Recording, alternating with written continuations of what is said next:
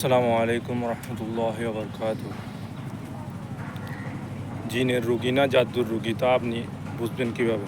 ধরেন আপনার কাছে একটা রুগী আসলো, এই রুগীটার কী সমস্যা, জিনের সমস্যা নাকি জাদুর সমস্যা, তা আপনি যদি নির্ণয় করতে না পারেন তাহলে আপনি তাকে জিনের চিকিৎসা দিবেন না জাদুর চিকিৎসা দিবেন, দ্বিধাদ্বন্দ্বে পড়ে যাবেন।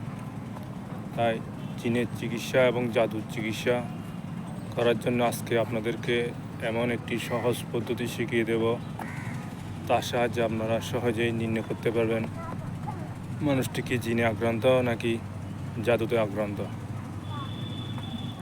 তার আগে আপনাদেরকে এই ভিডিওটা সম্পূর্ণ দেখতে হবে, আর তা যদি টেনে টেনে দেখেন তাহলে আপনারা কিছুই বুঝতে পারবেন না। তাহলে চলুন বন্ধুরা, আজকের মূল বিষয়টার দিকে এগিয়ে যাওয়া যাক। মনে করেন একটা রোগী আপনার কাছে আসছে তার রোগটা নির্ণয় করার জন্য, তার কিসের সমস্যা, তাহলে আপনি কীভাবে তা নির্ণয় করবেন? তার জন্য সর্বপ্রথম আপনাকে 2 রাকাত নামাজ আদায় করে নিতে হবে এবং আল্লাহর দরবারে সাহায্য চাইতে হবে, কারণ আল্লাহ পাকের হুকুম ছাড়া আপনি এই কাজে সফলতা পাবেন না।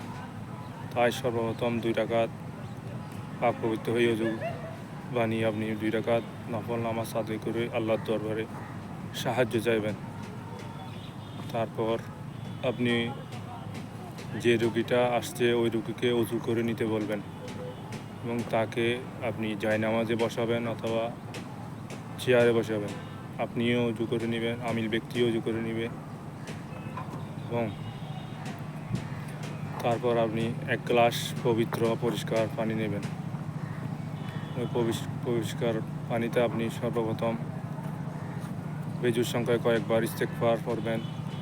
আস্তাগফিরুল্লাহ রাব্বি মিন কুল্লি জামবি ওয়া আতুবু ইলাইহি লা হাওলা ওয়া লা কুওয়াতা ইল্লা বিল্লাহিল আলিয়্যিল আযীম। তারপর 11 বার দরুদ ইব্রাহিম পাঠ করবেন। 11 বার দরুদ ইব্রাহিম পাঠ করার পর আপনি বিসমিল্লাহ সহ সূরা ফাতিহা মিলিয়ে 11 বার পাঠ করে 11টি ফুঁ দিবেন। বিসমিল্লাহ সহ সূরা ফাতিহা কীভাবে পাঠ করবেন তা আমি বুঝিয়ে দিচ্ছি। বিসমিল্লাহির রহমানির রহিম, আলহামদুলিল্লাহি রাব্বিল আলামিন, রহমানির রহিম, মালিকি ইয়াউমিদ্দিন, ইয়্যাকা না'বুদু ওয়া ইয়্যাকা নাস্তাঈন, ইহদিনাস সিরাতাল মুস্তাকিম, সিরাতাল লাযীনা আন'আমতা আলাইহিম গায়রিল মাগদুবি আলাইহিম ওয়ালাদ-দাল্লিন, আমিন। সূরা ফাতিহা বিসমিল্লাহ সহ মিলে 11 বার পাঠ করে 11টি ফুঁ দিবেন। তারপর আয়াতুল কুরসি 11 বার পাঠ করে 11 বার ফুঁ দিবেন পানিতে। তারপর সূরা কাফিরুন 11 বার পাঠ করে 11টি ফুঁ, সূরা ফালাক 11 বার পাঠ করে 11টি ফুঁ, সূরা নাস 11 বার পাঠ করে 11টি ফুঁ এবং সূরা ইখলাস 11 বার পাঠ করে 11টি ফুঁ দিবেন এবং শেষে আবার দরুদ ইব্রাহিম 11 বার পাঠ করবেন।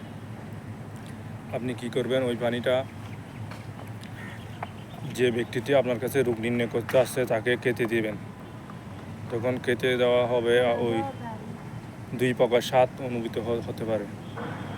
যদি পানিটা যদি তিতা তিতা লাগে তাহলে ধরে নেবেন জিনের সমস্যা, আর যদি রুগী বলে পানিটা টক তাহলে জাদুর সমস্যা, আর যদি বলে পানিটা আগের মতোই আছে, কোনো পরিবর্তন হয়নি, তাহলে আপনি ধরে নেবেন এই রোগটা হচ্ছে ডাক্তারি সমস্যা, তাকে ডাক্তারের চিকিৎসা দিতে হবে।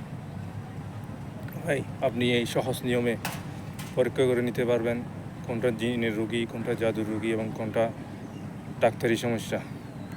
এই পরীক্ষাটা করতে হলে আমিল ব্যক্তিকে হতে হবে 5 ওয়াক্ত নামাজের মুসল্লি এবং তাকে সবসময় সদা সত্য কথা বলতে হবে, হালাল খাদ্য খানাওয়ালা ব্যক্তি হতে হবে, পরহেজগার মুত্তাকি এবং তাহাজ্জুদ নামাজের পাবন্দি হতে হবে এবং সুন্নতের উপর থাকতে হবে। এসব আমলের যদি না থাকে তাহলে আপনি কোনো রেজাল্ট পাবেন না। তাই নিজের ভিতর এই আমলগুলো যদি নিয়ে নিতে পারেন তাহলে আপনারা এই পদ্ধতিতে এই সাফল্য লাভ করবেন। আজ ভিডিওটি এ পর্যন্ত। ভিডিওটি যদি আপনাদের ভালো লাগে তাহলে অবশ্যই শেয়ার করে দেবেন। আসসালামু আলাইকুম রহমতুল্লাহ।